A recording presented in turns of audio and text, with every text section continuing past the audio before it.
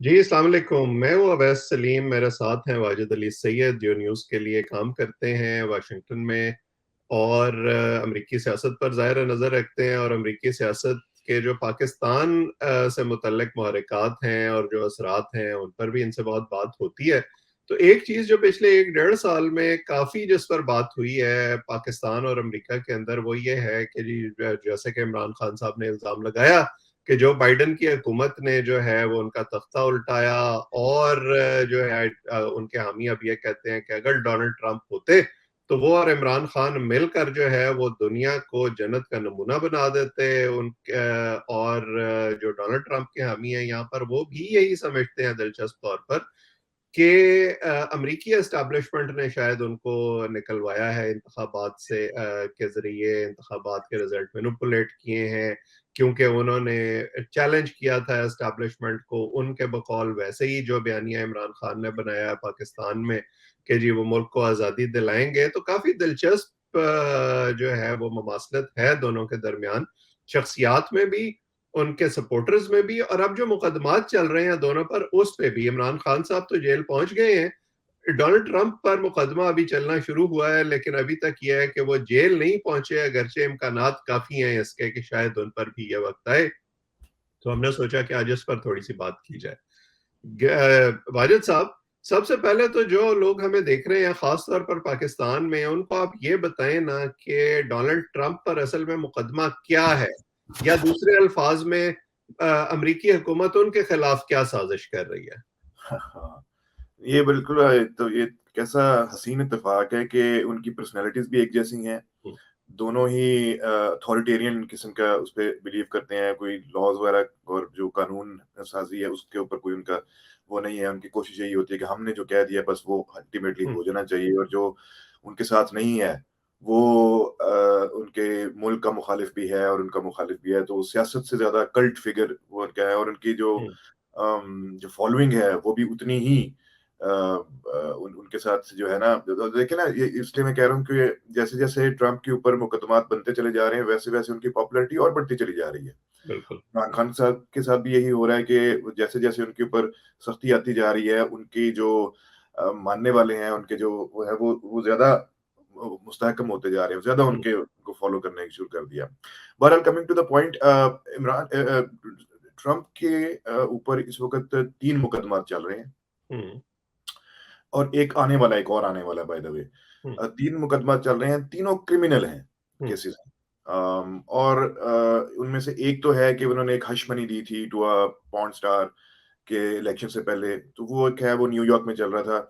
इनके जो total felony counts बनते हैं वो कुछ मतलब आपने 37। उनका जो जिनसी स्कैंडल था उसको कवर करने की कोशिश की थी कि वो जी, मीडिया में ना आए उनके इलेक्शन के दौरान। जी, जी। सो वो एक तो वो है, वो न्यूयॉर्क में चल रहा है। जो टोटल फेलनी काउंट्स बनते हैं इनके, इन 3 इंडाइटमेंट्स हुई हैं, उनमें वो जो फेलनी काउंट्स है वो 70 से ज्यादा हैं। हम्म, मसलन न्यूयॉर्क वाले जो केस है उसमें कुछ 34 काउंट्स हैं।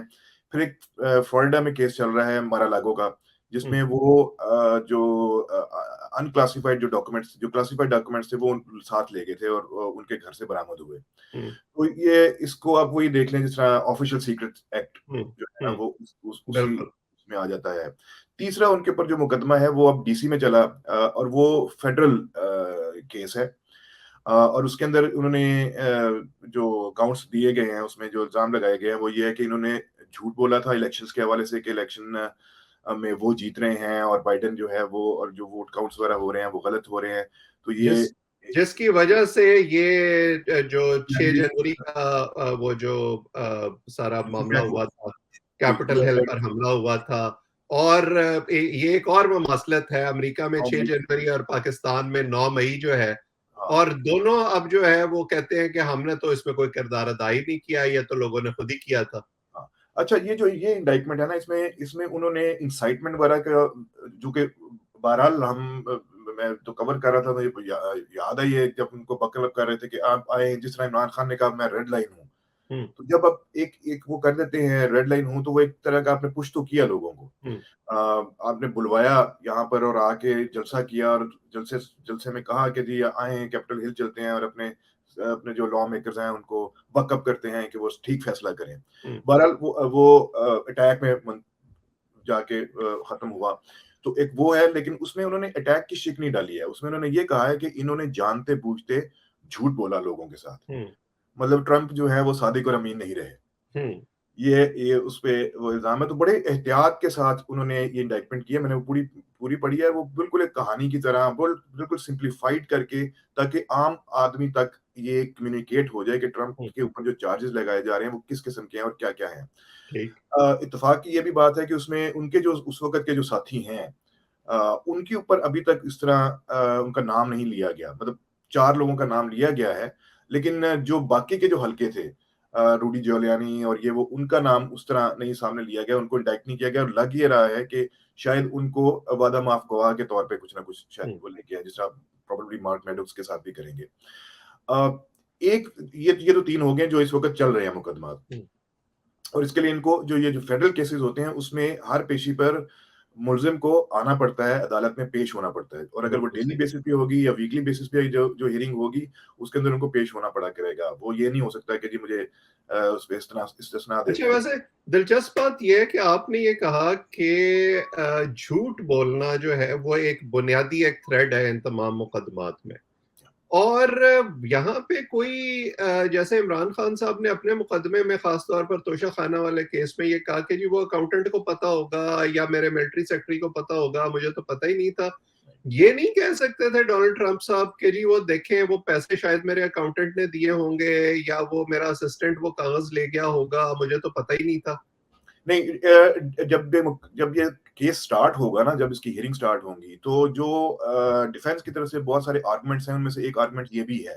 हुँ, ये भी हो सकता है, मतलब जो मैं एनालिसिस अभी तक कर पाया हूँ और जो सुन पाया हूँ, जो लोग यहाँ पर बातें कर रहे हैं, जो लोग जानते हैं, समझते हैं इस मामलात को, उनका भी यही है कि वो ये क्लेम कर सकते हैं कि देखें जी, मुझे तो एडवाइस किया जा रहा था, मैंने तो उसके मुताबिक काम किया, मैं मुझे क्या पता है कि मैंने क्या करना है, मेरे तो जो एडवाइज़र्स हैं, वही मुझे गाइड करेंगे। हुँ, वो उसको करने की कोशिश करेंगे, लेकिन प्रॉब्लम यहाँ पर ये हो प्रॉब्लम तो खैर नहीं है इसमें, एक एक जो बड़ा नुक्ता उसमें है, वो ये है कि इससे पहले वो 2 दफ़ा हाउस की तरफ से इम्पीच हो चुके थे। हुँ, जनवरी 6 की जो हियरिंग्स हुई थी हाउस के अंदर, उसमें क्लियरली उनको इम्पीचमेंट के बाद भी उनको इसका मुर्द इल्ज़ाम ठहराया गया था, और साथ में ये भी कहा, उन्हीं की एडवाइस की गई थी, जो जनवरी 6 की जो कमेटी है, उन्होंने एडवाइस किया था कि आप डीओजे को, जो हुँ, जस्टिस डिपार्टमेंट है, कि आप इनके खिलाफ इस बुनियाद के ऊपर आप केसेस चलाएँ। हुँ, सो डीओजे उस वक़्त जो जो हेड कर रहे थे, वो ट्रंप के अपने लगाए हुए थे बिल बार। हुँ, तो बिल बार ने उस जनवरी 6 के बाद, आपको याद होगा, उन्होंने रिज़ाइन कर दिया था, और बाद में आके वो ये कहते रहे थे कि मैंने एडवाइस यही किया था प्रेज़िडेंट को कि आप ये बात चीज़ें ना करें, बल्कि ये है कि ये जब अटैक हो रहा है तो आप बाहर निकलें और इसको रोकने की कोशिश करें, जो राइट्स हो रहे हैं। हुँ, सो जनवरी 6 कमेटी ने जितनी हियरिंग्स की हैं, वो एक बहुत बड़ा बल्क है जो इस केस का हिस्सा बनेगा, जब ट्रंप के खिलाफ ये केस शुरू होगा वाशिंगटन डीसी में। हुँ, तो जनवरी 6 का जो हमला का केस है, उसमें अगेन वो इंस्टिगेशन के बजाय वो उन डॉक्यूमेंट्स को लेके चल रहे हैं जो ऑलरेडी ही रिकॉर्ड का हिस्सा है, और जिसमें हुँ, कहा गया है कि उन्होंने जानते-बूझते, और ये बात ठीक भी है, क्योंकि अगर बाइडेन जीत गए थे और जब ये प्रेशराइज़ किया जा रहा था कि नहीं, आप माइक पेंस को कह रहे थे, वीपी को कह रहे थे कि जी आप इसको उलट दें और आप कह दें कि ये गलत है, जो माइक पेंस ने नहीं किया, तो माइक पेंस खुद एज़ हिज़ वीपी वो हुँ, भी आके बयान दे सकते हैं। तो उनके हुँ। खिलाफ ये इस किस्म का जो आर्गुमेंट बनेगा, बहुत फ्रिवोलस किस्म का बन यानी जाएगा। यानी वादा माफ गवाह जो है वो सिर्फ पाकिस्तान में नहीं अमेरिका में भी बन जाते हैं। बन तो जाते हैं, लेकिन ये कि ये वो आला ओहदेदारान थे जिन्होंने इनको एडवाइस किया था हुँ, अदरवाइज़। हुँ। वो उनकी जो जब हियरिंग होगी, तो उनकी जब गवाही आएगी, तो वो इनके अगेंस्ट बहुत फैसला कुन साबित होगी। और 6 जनवरी के बाद हमने ये देखा कि जो रिपब्लिकन पार्टी है, वो भी डोनाल्ड ट्रंप के जो इकदामात हैं, जो उनके बयानात हैं, उनसे पीछे हटती नज़र आई, अपने आप को डिस्टेंस करती नज़र आई। जैसे अब इमरान खान की पार्टी के बाकी लीडर हैं, अगरचे पाकिस्तान में जो है वो उसमें कोरिजन का एलिमेंट भी हमें नज़र आता है, लेकिन वो भी इमरान खान के बयानिए से उस तरह मुत्तफ़िक नहीं है, इवन 9 मई से पहले भी मुत्तफ़िक नहीं थे। जी। एक जो एलिमेंट मैं डिस्कस करना चाहता हूँ वो इनके सपोर्टर्स का है। अब डोनाल्ड ट्रंप के सपोर्टर्स से भी जब हम यहाँ मिलते हैं वो यही समझते हैं कि ये एक फेक हुकूमत है। मैंने तो यहाँ तक उनके सपोर्टर्स को कहते हुए सुना कि शायद जो बाइडेन तो कोई शख्सियत ही नहीं है, वो कोई एस्टेब्लिशमेंट ने क्लोन करके किसी को जो है वो हमारे ऊपर मुसल्लत किया हुआ है। और ये जो डोनाल्ड ट्रंप के खिलाफ मुकदमात हैं, ये अगेन किसी बड़ी आलमी साजिश का हिस्सा है, जिसमें चीन भी शामिल है और रूस भी शामिल है, जैसे पाकिस्तान में इमरान खान साहब ने ये बयानिया बनाया। तो मेरा ख्याल है, और मैं अक्सर लोगों को ये कहता हूं, कि इससे वो बहस कम से कम खत्म हो गई है जो पाकिस्तान में कहा जाता है कि लोग कॉन्स्पिरेसी थ्योरीज पर इसलिए बिलीव करते हैं क्योंकि वहां पे जहालत है, तालीम नहीं है, बैकवर्डनेस है। डोनाल्ड ट्रंप के हामियों ने कम से कम ये तखसीस खत्म कर दी है। ये एक हम देखें, हमारा वोटर जो है, हमारे से मुराद पाकिस्तान का जो वोटर है, वो बहुत समझदार है। और जितना जितना आप उसके दूर दराज के एरियाज में आप जाएंगे, मतलब सिंध के छोटे या पंजाब के ऐसे उसमें जाएंगे, वो मेक श्योर करते हैं कि जब उन्होंने वोट देना है तो वो दें। ठीक है, यहाँ पर जो ट्रेंड है वो रिपब्लिकन वोटर का डिफरेंट है देन डेमोक्रेटिक वोटर। राइट, जब इलेक्शंस हो रहे होते हैं तो डेमोक्रेट वोटर जो है वो घर पे बैठ के बैलेट के जरिए भेज देगा, या जिस दिन इलेक्शन है उससे पहले पहले अर्ली वोटिंग में ज्यादा हिस्सा लेंगे, और बाद में जिस दिन इलेक्शन है उस दिन उनका आना जो है वो आमतौर पे वो अवॉइड करते हैं, क्योंकि लंबी लाइनें लगी होती हैं और बहुत सारे मसाइल हैं। रिपब्लिकन वोटर, और खासतौर पे जो ट्रम्प का रिपोर्टर, जो मागा रिपोर्टर वोटर है जिसे हम कहते हैं, उनकी कोशिश होती है कि वो इलेक्शन वाले दिन ही आए, उसमें अपने नंबर ज्यादा शो करें। और इसीलिए आप देखते हैं कि जब काउंट स्टार्ट होता है तो काउंट में पहले रिपब्लिकन्स के वोट ज्यादा आ रहे होते हैं, उनके फिगर्स, उनके नंबर ज्यादा आने शुरू होते हैं। लेकिन जैसे जैसे आप अर्ली वोटिंग या पोस्टल बैलेट को जब काउंट करना शुरू करते हैं, जो जो के बाद में होता है, तो उसमें फिर जो लीड है वो डेमोक्रेट को मिल जाती है। और अगर नहीं भी मिलती है तो आपने देखा कि वो पॉपुलर वोट जो है वो हमेशा डेमोक्रेट्स को गया है, पिछले कई जितने भी इलेक्शंस हुए हैं। और इस दफा जो नया वेरिएबल था, जाहिर है कि पोस्टल बैलेट ज्यादा इसलिए होना था क्योंकि कोरोना की वजह से जाहिर है सब कुछ बंद था, लोग सारा कुछ ऑनलाइन कर रहे थे। पोस्टल बैलेट भी जाहिर है उसकी वजह से ज्यादा हुआ। दूसरा एक जो इसमें फैक्टर है जिसको डिस्काउंट करता है अमेरिकी मीडिया भी, लोग भी उस तरह से डिस्कस नहीं करते, वो है इमिग्रेंट्स का वोट। डोनाल्ड ट्रंप ने अपने 4 साल में इमिग्रेंट्स के साथ जो जो कुछ किया, जो पर्सन ऑफ कलर के साथ किया, जाहिर है कि उनको यह एहसास हुआ कि हमें अपना किरदार पहले से ज्यादा प्रोएक्टिवली अदा करना चाहिए। इसीलिए आप उन तमाम स्टेट्स में देखें जहां पर इमिग्रेंट्स की तादाद ज्यादा है, वहां पर वोटिंग ज्यादा हुई है।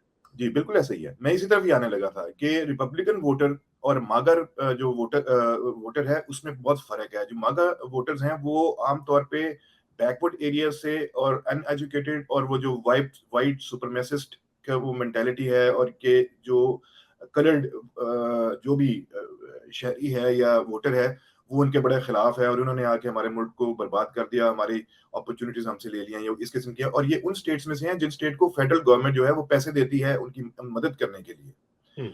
वो लोग अपने उन इलाकों को नहीं छोड़ना चाहते हैं। मतलब आपको याद होगा कि ट्रंप ने कहा था इलेक्शंस के कैंपेन के दौरान कि ये जो कोयले के वो सारे काने शाने हैं जो बंद हो चुकी हैं, वो हम दोबारा खोल देंगे, हम सारे कुछ कर लेंगे। अच्छा किया उन्होंने? ऐसा कुछ भी नहीं। जितने भी इस किस्म के दावे थे, फिर वो बहुत मजहबी भी हैं, इवेंजेलिकल्स आमतौर पे वहां से वो आते हैं। ये एक और मसला है। ये एक और मसला है ना, तो वो जिसको पाकिस्तान में वो क्या कहा जाता है, रिलीजियस टच। जी जी जी, जो जिसको जिसको इंडिया में काउ बेल्ट कहते हैं, यहाँ पर भी हमारे जो बाइबल बेल्ट है, वो तो ये वहां से आमतौर पर ये मागा जो वोटर्स हैं वहां से आते हैं। और इसी वजह से वो ये समझते हैं कि ये ट्रंप जो है ये सियासी कायद नहीं है बल्कि एक मसीहा है, और ये तो जीसस की तरफ से खास तौर पे इस मुल्क पे अब भेजे गए हैं, और इनको इलेक्ट करने का मतलब ये है कि अब हम अपनी रिलीजियस, पॉलिटिकल नहीं, हम अपनी रिलीजियस ड्यूटी भी अदा कर रहे हैं। तो इस किस्म के कॉन्सेप्ट के साथ जैसे जैसे इनके ऊपर मुकदमा बन रहे हैं, जैसे जैसे केसेस के आ रहे हैं, तो केसेस की जो फैक्चुअल जो स्टेटस है उसके अंदर क्या कहा गया और उसको कैसे किया जाएगा, उसके ऊपर गौर नहीं होता। और गौर इस बात पे होता है कि देखिए जी, ये तो पॉलिटिकल मोटिवेटेड है, और ये हमसे, हमारा मसीहा जो है वो हमसे छीनने की कोशिश की जा रही है, ये आ जाएगा तो अमेरिका जो है वो दोबारा ग्रेट बन जाएगा। जो make America great again and make Pakistan, वो क्या हकीकी आजादी, हकीकी आजादी जो है। और वो तो खैर उम्मत मुस्लिम के भी बहुत बड़े लीडर हैं। तो यहाँ पे भी वो एवेंजेलिकल जो है वो क्योंकि जीसस से आया है, तो आपने वो उसको लेकर चलते हैं। इनका भी ये मसला है। सो इसी वजह से जैसे जैसे उनके खिलाफ बात होती है, वैसे वैसे उनका जो सपोर्ट बेस है वो और ज्यादा बढ़ता जा रहा है, और वो पॉपुलर होते जा रहे हैं। लेकिन ये बात वहां पर आ जाएगी अगर इलेक्शंस की सूरत हाल में दोनों आमने सामने आ जाते हैं। तो बात यहाँ पर यही आ जाती है यही कि ये मेरा अगला सवाल है जो मैं आपके सामने रखता हूँ कि ये तो हो रहा है, मुकदमात हो रहे हैं, चल रहे हैं, व्हाट नेक्स्ट? मतलब इमरान खान साहब के हामी वो खुद पाकिस्तान में ये कहते हैं कि जी मुझे इलेक्शन से बाहर रखने की कोशिश हो रही है, और यहाँ मैं ये कहना जरूरी समझता हूँ कि अमेरिका के अंदर बाकी जो कुछ भी हो रहा है कम से कम ड्यू प्रोसेस जरूर है। पाकिस्तान में बहुत से मामलात ऐसे चल रहे हैं जहां पे ड्यू प्रोसेस का ख्याल नहीं रखा जा रहा, जो कि एक काबिल मजम्मत बात है। और ये जो पसे पर्दा मुहर्रिकात हैं ये हमारे यहाँ अमेरिका से कहीं ज्यादा है, लेकिन लेकिन मजे की बात यह है कि वो भी यही कहते हैं ना, वो भी यही कहते हैं कि जी हम पॉलिटिकली मोटिवेटेड है और ये कि हम सुप्रीम कोर्ट को इस पे मूव करेंगे। ये हाँ, ट्रम्प की जो काउंसिल्स हैं उन्होंने भी एडवाइस ये किया कि जी आप सुप्रीम कोर्ट डायरेक्ट चलते हैं। और सुप्रीम कोर्ट में आपको पता है कि वो क्या नाम है, रिपब्लिकन जजेस की अक्सरियत है, उनकी अक्सरियत भी है और वो इन्हीं के ही अपॉइंटेड थे, अपॉइंटेड ट्रम्प है। के ही अपॉइंटेड थे। तो उसमें बिल्कुल। क्लैरेंस थॉमस जैसे लोग हैं हम्म, जिनके बारे में है कि वो तो कंपनियों से लोगों से पैसे लेके और हम्म, अपना उन्होंने बड़ा अपना लेविश किस्म की लाइफस्टाइल रखा हुआ है और वो हम्म, किसी को कहते हैं कि जी हम तो किसी को किसी का अकाउंटेबल ही नहीं है हम किसी के। हम्म, तो इस किस्म की भी चीजें हैं कि वो जजेस जो कहते हैं कि जी गुड टू सी यू, या ये कहते हैं कि जी इनको कहाँ लेके गए थे, इनका बड़ा ख्याल रखा जाए और इनको मिलने भी दिया जाए। एक रात वो आए रहे थे किसी हाँ वो गेस्ट हाउस में लेके गए थे गेस्ट हाउस किसी में को। रह रहे थे। तो इस किस्म की चीजें भी यहाँ पर भी वो हो रही हैं, लेकिन ड्यू प्रोसेस जरूर है, इसमें कोई हम्म, शक नहीं कि यहाँ पे ड्यू प्रोसेस है। मैं इसमें एक रेफरेंस एक और दूंगा जो फोर्थ केस का था, हम्म, जो जॉर्जिया का था, उसकी तो टेप्स वगैरह भी मौजूद हैं जो खुद व्हाइट हाउस से भी लीक हुई थी, जिसमें उस वक्त के जॉर्जिया के जो सेक्रेटरी ऑफ स्टेट थे उन्होंने कहा था कि ये झूठ बंद करें, और प्रेसिडेंट से बात कर रहे थे हम्म, कि यहाँ पे ऐसा कुछ नहीं हो सकता, ये ड्यू कोर्स हम पूरा कर चुके हैं बाय लॉ, आप जॉर्जिया लूज कर चुके हैं। और ये कह रहे थे कि नहीं मुझे वोट निकाल के दो कहीं से, गिनती आगे पीछे कर दो लेकिन मुझे ये इतने वोट चाहिए हैं। तो हम्म, वो जो मुकदमा है वो बहुत अहम मुकदमा है, वो चलेगा, उसके अंदर इनको सजा लाजमी है, क्योंकि वो बहुत स्ट्रॉन्ग उसके बेसिस पे आएगा, उसके जो बेसिस है वो बहुत स्ट्रॉन्ग है, क्योंकि उनके पास ये सारा कुछ हम्म, सबूत मौजूद हैं जो इनके सबके खिलाफ जाते हैं। सो कमिंग बैक के ये दो केसेस में इनकी सजा लाजमी है, लेकिन वो हियरिंग कब होगी हम्म, और कितनी जल्दी खत्म होगी, और उसके बाद अगर जब उन्हें सजा दी जाती है तो वो इलेक्शन के कितने करीब करीब हो गया, हम्म, अगर उनकी नॉमिनेशन हो जाती है, हम्म, अगर ये इलेक्शन होने के बाद और उसमें बहुत सारे अगर हैं इसमें कि अगर हम्म। इलेक्शन, क्योंकि एक साल तो रह गया, एक एक साल में साल से भी कम अरसा रह गया बल्कि। एक साल भी कम ही है, यही समझ हाँ, समझ लीजिए। तो अगर उससे पहले ये जीत जाते हैं हम्म, तो फिर ये आके एक सारे केसेस खत्म करवा देंगे, और हो सकता है कि जिनमें इनको सजा आई उसमें अपने आप को पार्डन भी कर दें एज हम्म। प्रेसिडेंट। लेकिन अगर क्लोज कॉल होती है इलेक्शन से पहले ही इनको सजा हो जाती है, तो फिर तो ये आउट हो जाएंगे, फिर रिपब्लिकन पार्टी को अपना कोई और लीडर देना यानी वो भी पड़ेगा, इमरान खान की तरह नाअहल हो जाएंगे। नाअहल हो जाएंगे हम्म, और जेल भी हो जाएगी। हम्म, इसमें जेल लाजमी होगी। हम्म। ये नहीं हो सकता है कि आपको ओवरटर्न करने की कोशिश की जाए, जैसे कि उन, जी चलें जी उनको जेल फैसला में एसी मिलेगा या नहीं मिलेगा? नहीं मिलेगा। यहाँ पे ऐसा मेरा नहीं ख्याल कि इस किस्म के, क्योंकि ये अमेरिकी हिस्ट्री में पहले ऐसे साबिक या मौजूदा सदर हैं जिनके खिलाफ 3 क्रिमिनल केसेस फाइल किए गए हैं और उनके ऊपर मुकदमा चल रहे हैं। हम्म, तो इन 2 मुकदमा में उनको सजा होना तो लाज़मी है, लेकिन डिपेंड करता है कि कहाँ कब जाकर इनको सजा होती है और इलेक्शन के कितने करीब हैं, हम्म, और अगर वो इलेक्शन जीतते हैं या नहीं जीतते हैं। अब यहाँ पे जो मैं पॉइंट अगला रेज़ करने वाला था कि व्हाट नेक्स्ट का ही वो हिस्सा बनता है कि इलेक्शन के करीब-करीब कौन रिपब्लिकन पार्टी से और डेमोक्रेट पार्टीज़ को लीड करने के लिए कौन-कौन नॉमिनेट होता है। इस वक़्त इमिग्रेंट वोटर में भी जो मिक्स्ड वोटर है, वो ऐसा है जो डेमोक्रेट पार्टी में भी बाइडेन को वोट नहीं देना चाहता, और अगर वो हिलरी क्लिंटन की तरह बाहर नहीं निकलता या वो उनका पसंदीदा उम्मीदवार नहीं होगा, तो ये जो मिक्स्ड है ना, ये जो कन्फ्यूज्ड वोटर है, इसने ही इस इलेक्शन का डिसाइड करना है कि ये कहाँ जाएँगे। जी बिल्कुल सही। तो ये जैसे आपने कहा कि ये अब और इलेक्शन तक काफी सारे इफ्स एंड बट्स हैं अमेरिका के अंदर भी और पाकिस्तान के अंदर भी, और चीजें पाकिस्तान में तो बहुत तेजी से बदलती हैं, यहाँ बहरहाल एक प्रोसेस के तहत चल रही हैं। अब हमें ये देखना होगा कि इसमें वाक़ई डोनाल्ड ट्रंप को सज़ा होती है या नहीं होती, लेकिन बुनियादी मकसद हमारा आज की गुफ्तगू का ये था कि हम इमरान खान और डोनाल्ड ट्रंप, क्योंकि दोनों ने अपने आप को पोज़ीशन किया है एज़ एन आउटसाइडर जो है एस्टेब्लिशमेंट को चैलेंज कर रहा है, सिस्टम को चैलेंज कर रहा है, दोनों के हामी जो हैं वो एक जैसी सोच रखते हैं, दोनों एक जैसे तकरीबन एक जैसी शख्सियत रखते हैं, जिनका ये ख्याल है जैसे आपने शुरू में कहा कि बस वही हो और बाकी उनके आगे जो है वो सबको सरनिगूं होना चाहिए, वो किसी और चीज में यकीन नहीं रखते।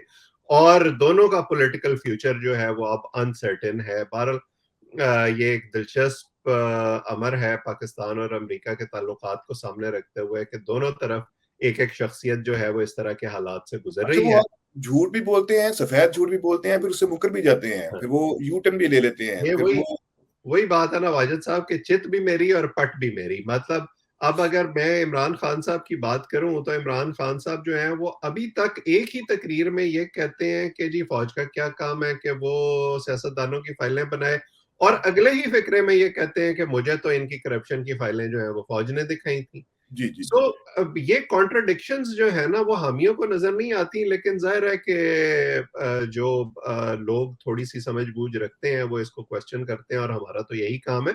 यहाँ अमेरिका के अंदर भी मैंने देखा है कि बहुत सारे रिपब्लिकन्स भी, क्योंकि मैं फ्लोरिडा में 4 साल रहा, अब टेक्सास में 6 साल मुझे हो गए हैं, दोनों बहुत डीप ब्लू स्टेट्स हैं, रिपब्लिकन्स की अक्सरियत है, लेकिन यहाँ भी मैंने बहुत सारे लोगों को क्वेश्चन करते देखा है जिन्होंने एक वक्त में ट्रंप के लिए वोट किया, जो आप कहते हैं कि यार ये क्या हरकतें कर रहा है और इस तरह तो ना पॉलिटिक्स हो सकती है ना मुल्क आगे चल सकता है।